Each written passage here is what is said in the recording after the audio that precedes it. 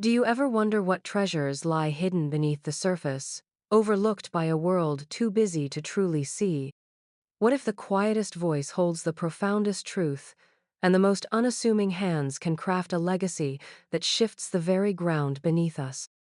In the bustling heart of Paris, amidst the dazzling displays of high fashion and glittering jewels, lived Sophie Leclerc, a woman whose true brilliance was veiled by the shadow of her own family's dismissive gaze. Sophie was a designer, yes, but her canvases were often small, her studio a modest corner of a shared flat, her clientele, a sparse collection of friends and local patrons who appreciated the subtle magic she wove into her creations. She understood the language of metal and stone, how light danced on a perfectly cut facet, how a cold gem could hold the warmth of a story. Yet in her own home, her talent was rarely acknowledged, eclipsed by the vibrant, often boisterous presence of her younger sister, Clara. Clara possessed an effortless charm, a magnetic pull that drew all attention, especially that of their parents. She was the star of every family gathering, her laughter the loudest, her triumphs celebrated with an almost frantic enthusiasm. Sophie, by contrast, was the quiet observer, the diligent worker, her quiet triumphs often passing unnoticed, a soft whisper against the crescendo of Clara's life. The Leclerc family, steeped in Parisian tradition, held one particular heirloom in almost sacred regard: their great-grandmother's engagement ring. It was a piece of exquisite beauty, an antique gold band cradling a single, brilliantly cut sapphire, surrounded by a halo of tiny diamonds. It was a ring that spoke of enduring love, of legacy, of a connection to a past that shaped their present. Every significant family milestone, every engagement, every celebration, saw the ring emerge from its velvet box, a silent, glittering testament to their lineage. And almost without fail, year after year, the ring was passed not to Sophie, the artist who understood its very essence, but to Clara, the dazzling socialite, whose interest in its history seemed to extend only to its aesthetic appeal for the moment. Sophie would watch, a quiet ache in her chest, as her sister, with a performative gasp of delight, would slip the ring onto her finger, parading it around the room, basking in the family's adulation. It wasn't envy that gnawed at Sophie, not truly. It was a deeper sorrow, the pang of feeling perpetually unseen, of knowing her deep reverence for craftsmanship, her profound appreciation for beauty, was utterly disregarded. She understood the artistry of the ring, its delicate filigree, the precise setting of each stone, the very soul of the piece that had journeyed through generations. She felt a connection to the unknown hands that had first crafted it, a kinship with the unnamed artisans whose skill resonated across time. But to her family, she was just Sophie, the quiet one, the one who worked with her hands, not the one destined for the spotlight. Her passion, her life's calling, seemed to them a pleasant hobby rather than a profound gift. This repeated gesture, this symbolic passing over, became a familiar ritual of quiet disappointment for Sophie. Each time the sapphire gleamed on Clara's finger, it felt less like a celebration and more like a gentle reminder of her own invisibility within the family tapestry. She would offer a polite smile, a soft word of admiration, but her eyes would linger on the ring, not out of longing for its ownership, but out of a deeper, almost spiritual desire to connect with its story, to understand the intricate secrets whispered within its gold and stone. This year, the sting felt particularly sharp. The family had gathered for a summer fete, the Parisian air thick with the scent of jasmine and the low hum of conversation. The ring, as always, became the centerpiece. Sophie watched as her mother, with a flourish, presented it to Clara, whose excited shriek pierced the gentle evening. Clara, adorned in a silk dress the color of a summer sky, twirled, her hand outstretched, allowing the sapphire to catch the last rays of the setting sun. "Isn't it magnificent, darling?" her mother cooed, her eyes shining with pride for Clara, not for the ring itself, nor for Sophie who stood quietly in the periphery. Sophie felt the familiar chill, a cold knot forming in her stomach. It was a physical sensation, a deep-seated ache that stemmed from years of being an afterthought, of her dreams and her dedication being perpetually overshadowed. She saw the ring not just as a piece of jewelry, but as a metaphor for her own place in the family, cherished, perhaps, but never truly valued for its intrinsic worth or unique artistry. She understood the historical significance, the emotional weight, the artistic craftsmanship inherent in every curve of the gold and every facet of the sapphire. But Clara saw it as a temporary accessory, a glittering token of familial favor, something to be worn and admired for a fleeting moment before being returned to its velvet slumber. Sophie's studio, though small, was her sanctuary, a place where the world outside faded, replaced by the meticulous dance of tools against metal, the patient shaping of raw materials into objects of beauty. Here, she was sovereign, her vision unimpeded, her skill undeniable, but the contrast with her family life was stark. The joy she found in her craft often felt like a solitary pursuit, unshared and uncelebrated by those closest to her. She often wondered if they truly saw her, not just the quiet daughter, but the artist who poured her very soul into her work. The ring, in its fragile elegance, had always been a symbol of heritage, of continuity, of the bonds that held the Leclerc family together. But for Sophie, it had become something else entirely, a symbol of missed connections, of unrecognized potential, and of the profound chasm between her inner world and the outer perceptions of those she loved. As Clara twirled, laughing, the ring a sapphire beacon on her finger, Sophie felt a quiet resolve hardening within her. One day, she thought, one day her work would speak for itself, so loudly that even the most distracted eyes would be forced to turn and see. The ring, once again, was in Clara's possession, a temporary crown for her ephemeral reign of attention. Clara wore it to lavish parties, to exclusive gallery openings, to fashionable cafes where she met friends for afternoon tea. She treated it not with reverence for its age or its story, but with a casual disregard, as one might a borrowed bauble. Sophie would hear snippets of Clara's adventures, tales of late-night revelry and hurried mornings, and a quiet anxiety would bloom in her chest for the fragile heirloom. She knew the delicate nature of antique jewelry, how a single careless knock, a moment of inattention, could mar centuries of craftsmanship. She envisioned the ring slipping from Clara's finger into a grimy Parisian gutter, or being crushed in a crowded nightclub. But her warnings, if ever ventured, were met with a dismissive wave of Clara's hand, a bright, dismissive smile. "Oh, Sophie, you worry too much. It's just a ring. Besides, it's practically indestructible." The words were like tiny needles, pricking at Sophie's artist's heart. Just a ring. For Clara, perhaps. For Sophie, it was a piece of history, a whisper from the past, an object imbued with the very essence of human connection and enduring beauty. One crisp autumn evening, a frantic call shattered the usual quiet of Sophie's evening. It was her mother, her voice thin with panic, verging on tears. Clara, in a dizzying whirl of champagne and dancing at a grand fête, had stumbled. The beloved great-grandmother's ring, the very symbol of their lineage, had clattered to the polished marble floor.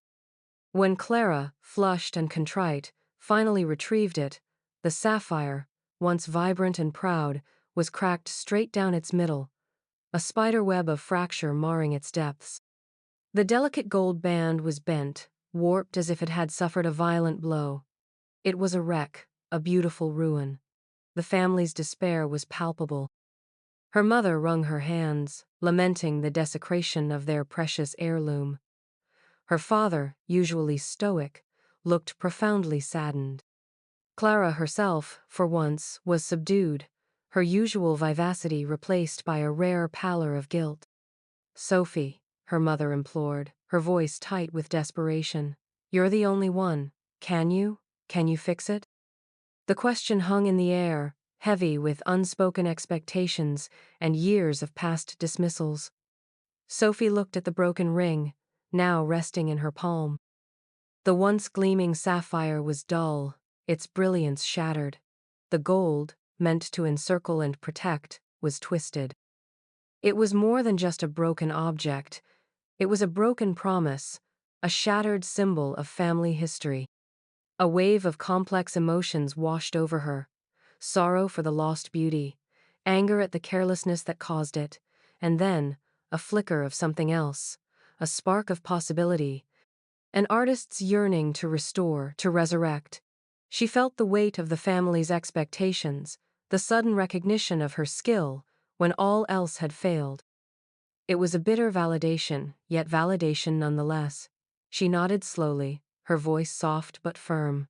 "I will try, but it may not be as it was." Her words were both a promise and a warning.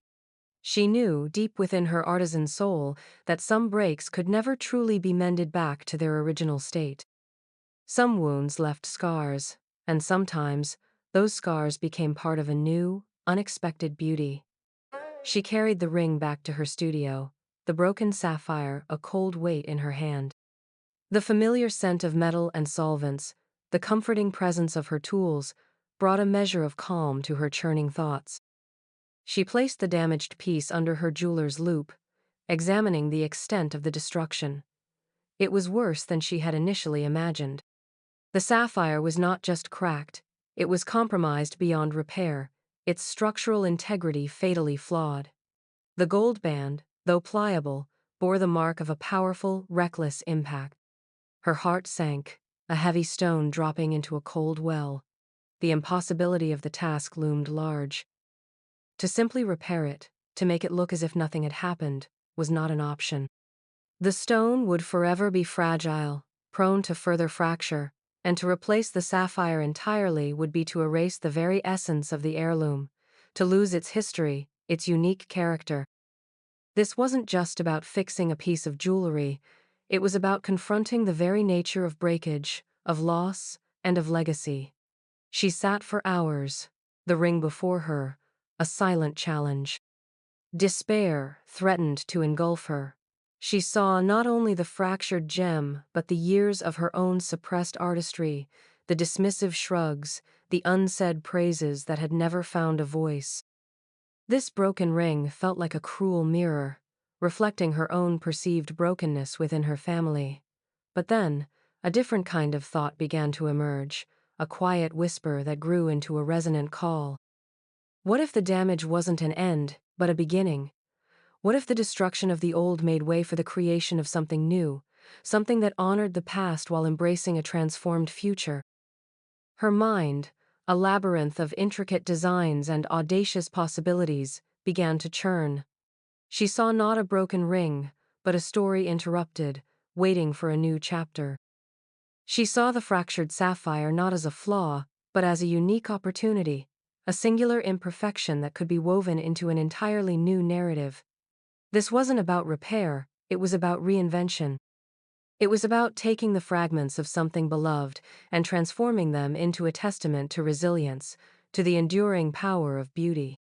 The despair began to recede, replaced by a surge of pure, unadulterated artistic fervor.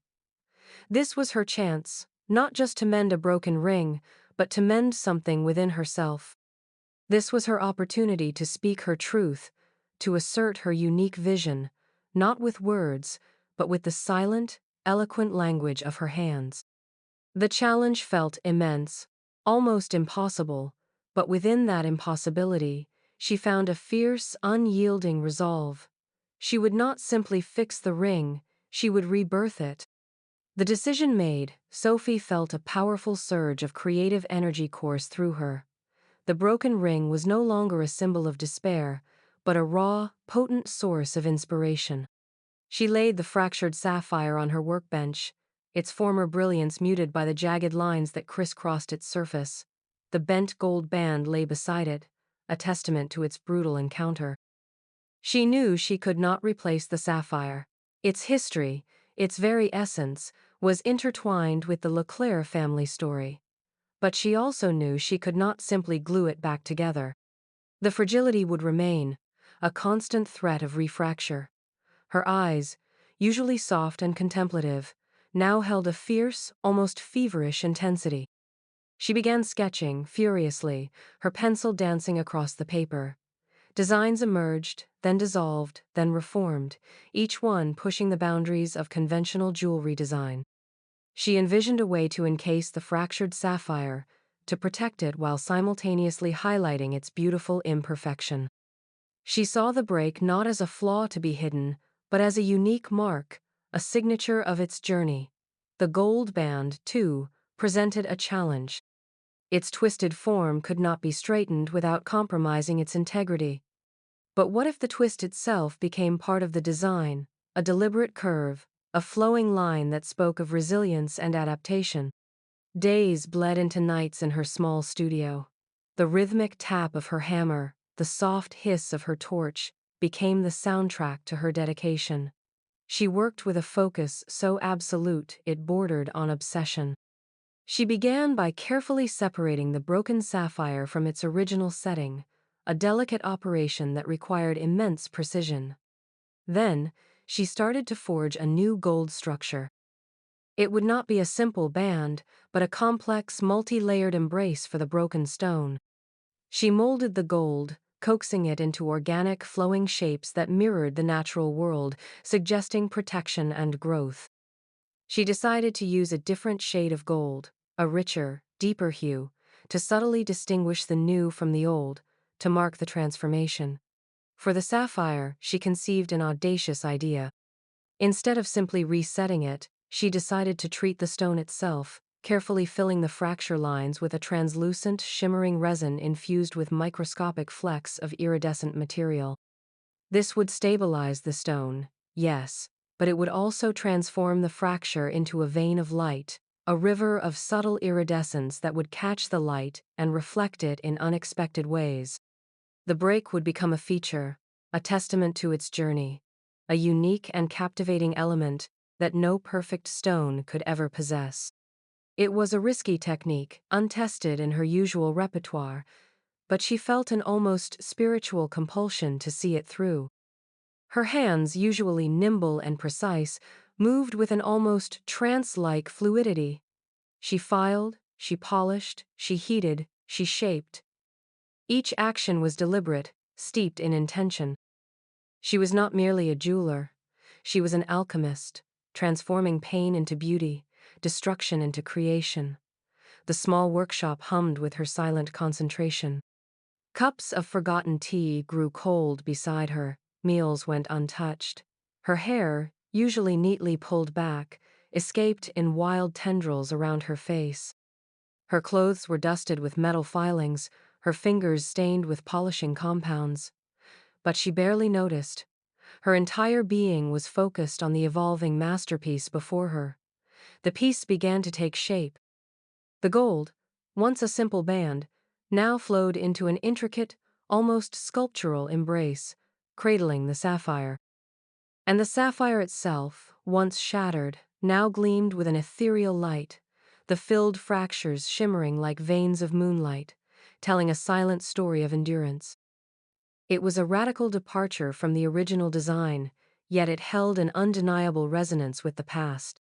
It honored the great-grandmother's ring not by replication, but by reinvention, by embodying its spirit of enduring beauty through change. Sophie knew this piece would be controversial. Her family, steeped in tradition, would likely balk at such a dramatic transformation. But she no longer cared for their approval in the way she once had. This creation was for her. It was a declaration of her own artistic voice, a testament to her philosophy that beauty could emerge from brokenness, that resilience could be more stunning than perfection. She was pouring every ounce of her overlooked talent, every unacknowledged dream, every quiet longing for recognition into this one audacious piece. As she applied the final polish, the gold gleamed with a deep, rich luster, and the sapphire pulsed with a captivating, almost otherworldly glow. It was done. It was no longer just a ring. It was a sculpture, a narrative, a jewel of profound emotional weight, and in its quiet brilliance, Sophie felt a quiet revolution stirring within her own heart. With the piece finally complete, Sophie stepped back, her eyes tracing every curve and facet of her creation. It was a breathtaking transformation. The fractured sapphire, once a source of family despair, now rested within a new, intricate gold setting that embraced its imperfections, highlighting them as unique features. The original bent band had been subtly reshaped, incorporating the twist into an organic flow that connected to the new structure, a bridge between past and present. The piece pulsed with an inner light, the treated fracture lines in the sapphire shimmering like captured starlight, drawing the eye not away from the break, but towards its unexpected beauty. It was a piece that commanded attention, not through overt flashiness, but through its profound artistry and the story it silently told. Sophie decided to first show it to someone outside her immediate family, someone whose eye she trusted implicitly. Her mentor, Madame Dubois, was an eccentric but revered art gallerist known for her impeccable taste and her uncanny ability to spot true talent before the world caught up. Madame Dubois' gallery was a quiet haven in the Marais, filled with avant-garde sculptures and thought-provoking paintings. Sophie arrived, the reimagined ring carefully nestled in a velvet pouch, her heart a drumbeat against her ribs. She felt a mix of exhilaration and profound vulnerability. This was her soul laid bare. Madame Dubois, a woman whose stern exterior masked a deeply passionate heart, greeted Sophie with a customary nod. Sophie, with trembling hands, placed the ring on the gallerist's antique wooden desk. Madame Dubois picked it up, her expression initially unreadable. She turned it slowly, allowing the light to play across its surfaces. Her eyes, usually sharp and assessing, softened, then widened almost imperceptibly. She ran a gloved finger over the treated sapphire, her thumb tracing the elegant curve of the new gold setting. A long silence stretched between them, punctuated only by the distant sounds of Parisian life. Sophie held her breath, every nerve ending on edge. Had she gone too far? Was it an abomination? Finally, Madame Dubois looked up, her gaze piercing Sophie's. "Sophie," she said, her voice a low, gravelly whisper, "what have you done?" Sophie's stomach dropped. Had she failed? Was it truly so terrible? But then, a faint smile touched Madame Dubois' lips, a rare and precious sight. "This is revolutionary. It's not just a ring, my dear. It's a philosophy. It's a testament to the power of transformation, to finding beauty in imperfection." She paused, her gaze returning to the piece. "The family, they wished for it to be repaired, no?"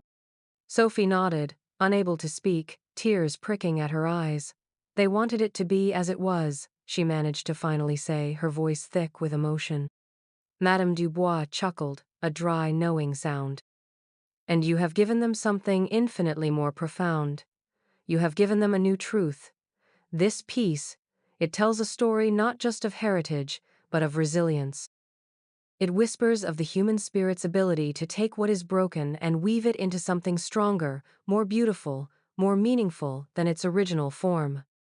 She looked at Sophie, her eyes shining with an emotion Sophie rarely saw.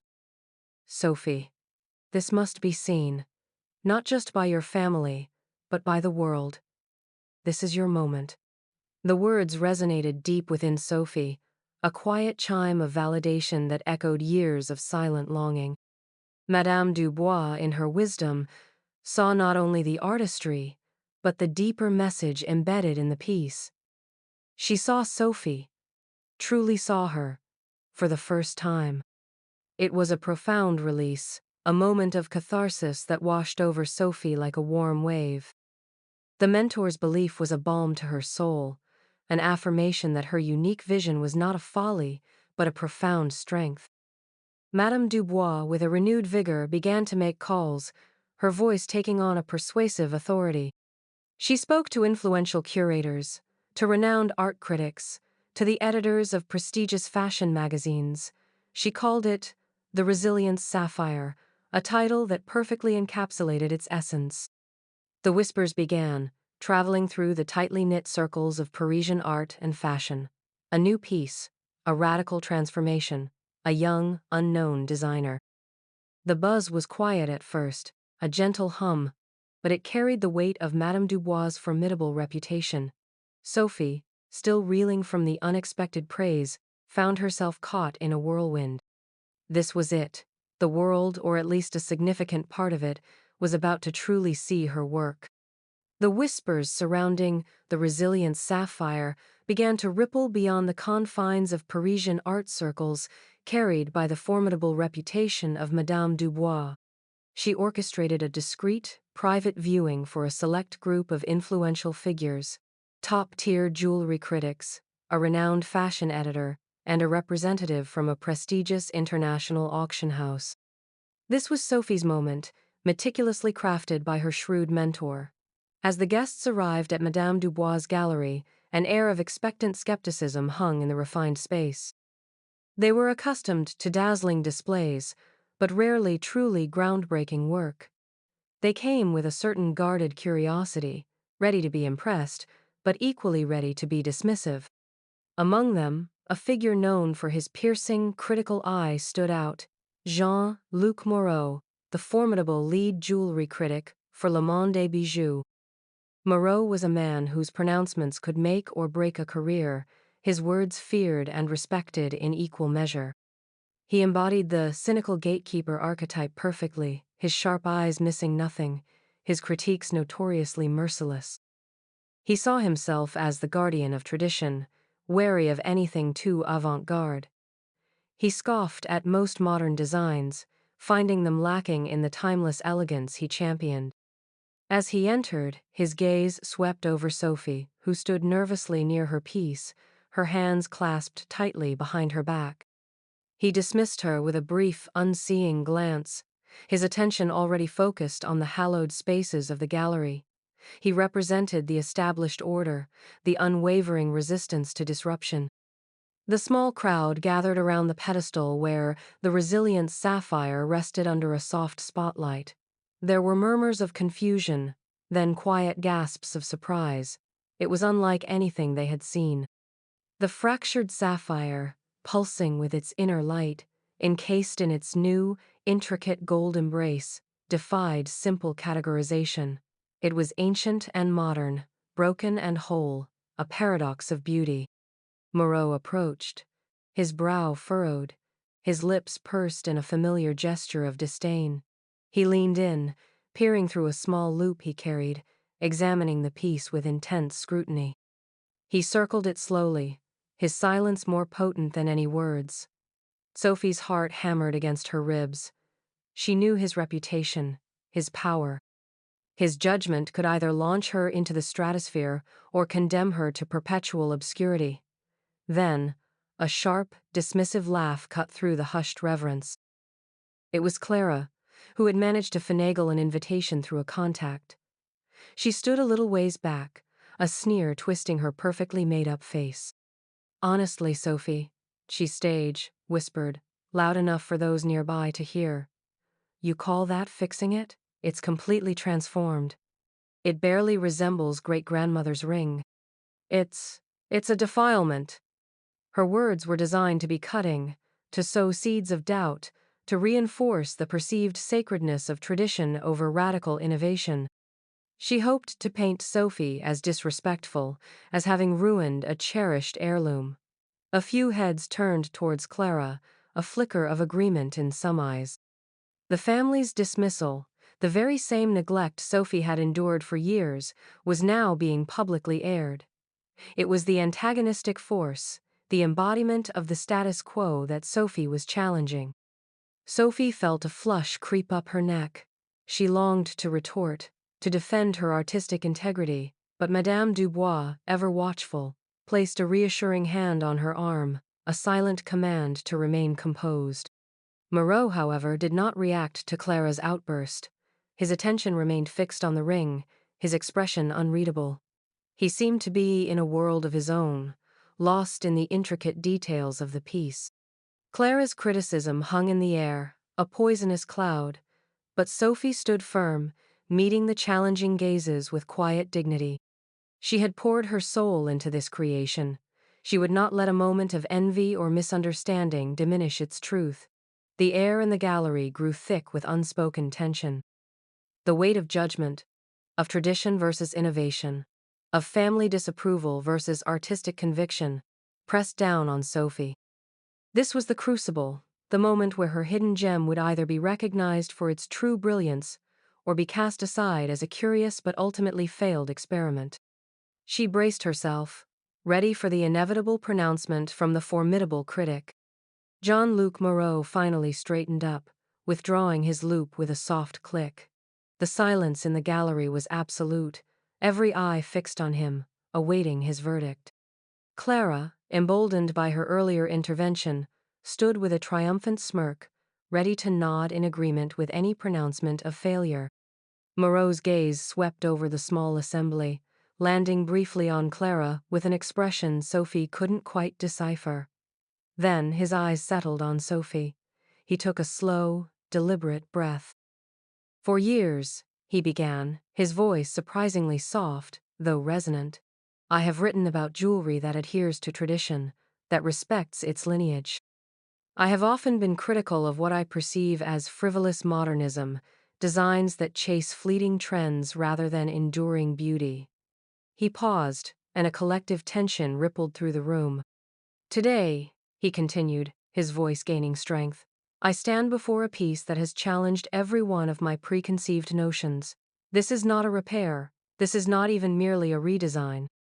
This is an act of profound artistic courage." He gestured towards the ring. "The way the fracture is not hidden, but highlighted, transformed into a vein of shimmering light, it speaks of truth. It speaks of the undeniable reality that life leaves its marks, and that beauty is often found not in erasing those marks, but in embracing them, in weaving them into a stronger, more complex tapestry." His gaze returned to Sophie. "Mademoiselle Leclerc, you have taken what was broken, and in doing so you have made it whole again, but in a way that is richer, more meaningful than its original form. You have shown us that heritage is not about rigid adherence to the past, but about evolving, about finding new expressions for timeless truths." The words hung in the air, a benediction. Clara's triumphant smirk dissolved, replaced by a look of bewildered shock, her jaw slackening. The other guests, initially hesitant, now began to murmur with genuine admiration, their skepticism melting away. They crowded closer to the pedestal, their eyes fixed on the resilient sapphire, with newfound understanding and awe. The fashion editor, a usually aloof woman, stepped forward, her hand outstretched to Sophie. "This," she declared, her voice ringing with conviction, "is more than jewelry. This is wearable art. This is a story. And it's a story the world needs to hear." Within days, the article in Le Monde des Bijoux was released. Jean-Luc Moreau's review was a masterpiece of praise, calling The Resilient Sapphire a paradigm shift in contemporary jewelry design. He lauded Sophie's audacity, her vision, her ability to transform loss into profound beauty. He dissected the intricate craftsmanship, the symbolic depth, and the emotional resonance of the piece, elevating it far beyond a mere trinket. This was no ordinary review, it was a coronation. The fashion editor swiftly followed, commissioning a full feature on Sophie and her unique philosophy for her magazine, complete with stunning photographs of the piece. International galleries and museums began to call, eager to display the Resilience Sapphire. Offers for collaborations, commissions, and exclusive exhibitions poured in. Sophie Leclerc, the quiet, overlooked designer, was no longer just a whisper in the Parisian art scene. She was a crescendo, her name suddenly on the lips of tastemakers and collectors worldwide. The world was indeed beginning to recognize her work, and with it, her. Her family, watching from a distance, was stunned. Her mother, initially perplexed by the radical transformation of the heirloom, now clutched the magazine featuring Sophie's work, her eyes wide with a mixture of pride and disbelief. Her father, usually reserved, spoke of Sophie with a newfound reverence, retelling the story of the broken ring and its miraculous rebirth. And Clara was forced to confront the undeniable truth of Sophie's brilliance. The sister who had always commanded the spotlight, who had so casually dismissed Sophie's talent, was now relegated to the background, her attempts to claim any credit for the ring's initial damage falling flat. The dramatic irony was palpable.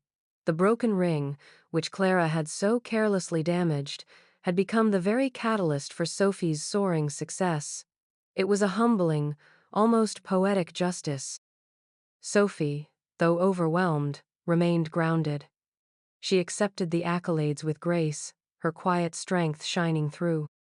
She spoke passionately about the philosophy behind the resilient sapphire, emphasizing that true beauty often emerges from unexpected places, from struggle, from the courage to embrace imperfection.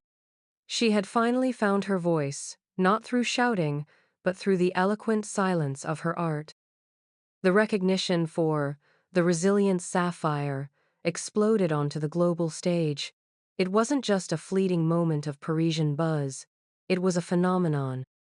Major art institutions clamored for its temporary exhibition, prestigious design schools invited Sophie to lecture, and luxury brands, once oblivious to her existence, now sought her unique vision for high-profile collaborations.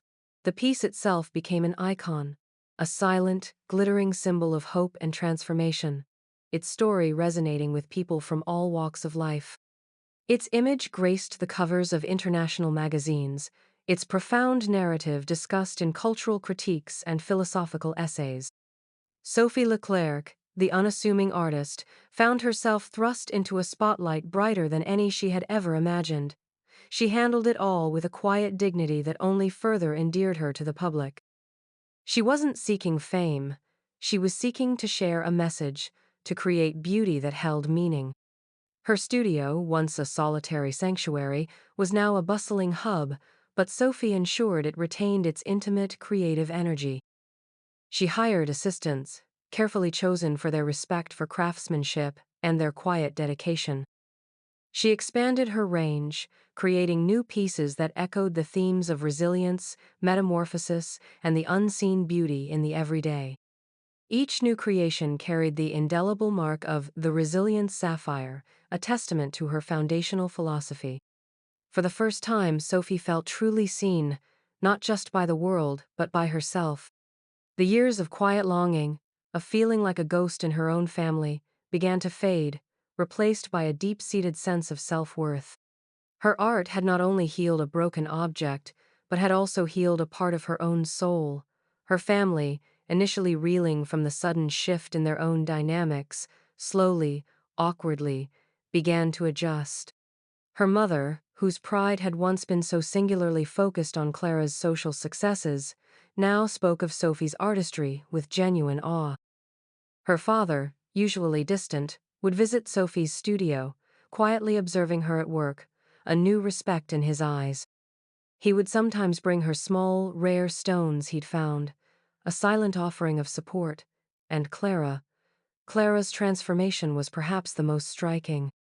The initial shock had given way to a raw, undeniable envy, but as Sophie's star continued to rise, as the world celebrated her sister's profound talent, something shifted within Clara.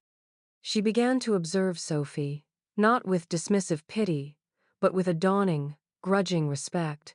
She saw the dedication, the relentless pursuit of excellence, the sheer effort Sophie poured into her work. One day, Clara appeared at Sophie's studio, not with a dismissive air, but with a quiet humility. She didn't offer a grand apology, but she acknowledged, in her own way, the profound impact Sophie's work had made. "Sophie," she said, her voice softer than usual, I never understood. Not truly, not until now." It wasn't an admission of guilt, but it was an acknowledgement of Sophie's genius, an admission that she had underestimated her sister, perhaps even herself. It was a small but significant crack in the wall of their past. Sophie, ever gracious, simply nodded. The broken ring, once a symbol of their fractured family dynamic, had become an unlikely bridge between them. It was a redemption not just for the ring, but for their relationship. Sophie's influence grew beyond the realm of jewelry design. She became an advocate for overlooked artists, for the power of craftsmanship, for the importance of valuing intrinsic worth over fleeting trends. She established a foundation to support emerging talents, especially those working in traditional crafts, ensuring that the next generation of hidden gems would not suffer the same invisibility she had endured. She spoke eloquently about her journey, about the necessity of embracing one's authentic voice, even when the world seemed determined to ignore it. Her story became an inspiration, a testament to the fact that true recognition comes not from chasing the spotlight, but from illuminating one's own inner truth. The resilient sapphire traveled the world, a silent ambassador of her philosophy. Each time it was displayed, it drew crowds, not just for its exquisite beauty, but for the powerful message it embodied. It was a reminder that even the most cherished legacies could be broken, but that from those fragments, something even more profound, more relevant, could be forged.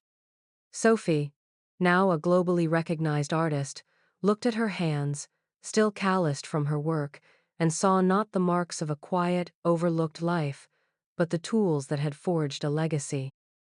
Her journey from obscurity to global recognition was complete, but her mission, to inspire others to see the hidden beauty and profound potential in everything, had only just begun. The quiet spark within her had ignited a fire that would illuminate many paths. Sophie Leclerc, once the overlooked whisper in a world of shouts, had forged not just a masterpiece of jewelry, but a profound testament to the human spirit. The resilient sapphire, born from breakage and familial dismissal, became her undeniable voice, resonating with a truth far grander than any perfect gem could embody. Her story became a beacon, a living illustration of the profound power of reinvention, the quiet strength found in embracing imperfections, and the transformative magic that happens when a hidden gem is finally given the light it deserves. She had shown the world that true worth isn't about flawless appearances or inherited status, but about the enduring beauty that emerges when one pours their authentic self, their unique vision, into the very fabric of their being.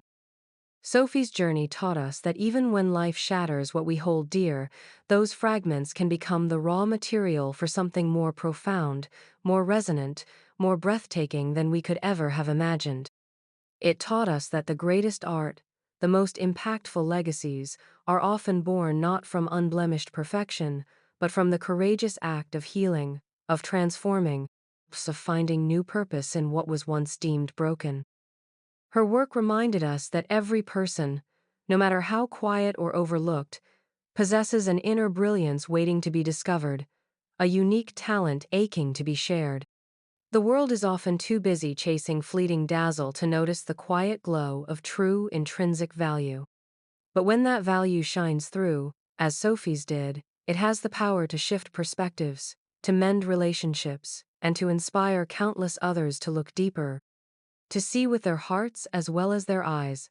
So, the next time you feel overlooked, undervalued, or perhaps even a little broken, remember Sophie Leclerc. Remember the great-grandmother's ring, shattered and reborn as the resilient sapphire. Understand that your cracks can become your unique veins of light. Your perceived flaws can become the very essence of your strength. Your true worth is not diminished by challenges, it is often forged in their fire. Do not hide your story, let it shine. What hidden gem within you is waiting to be recognized? What broken piece of your past could be transformed into your greatest masterpiece? We all have that power. Share this story with someone who needs to be reminded of their own unyielding resilience. Comment below and tell us about a time you found beauty in something broken, or when your true worth was finally seen. Let Sophie's journey inspire us all to look beyond the surface, to celebrate the quiet brilliance in every soul, and to remember that the most extraordinary legacies are often forged not in perfection, but in the fearless, heartfelt embrace of our own unique, beautiful journey.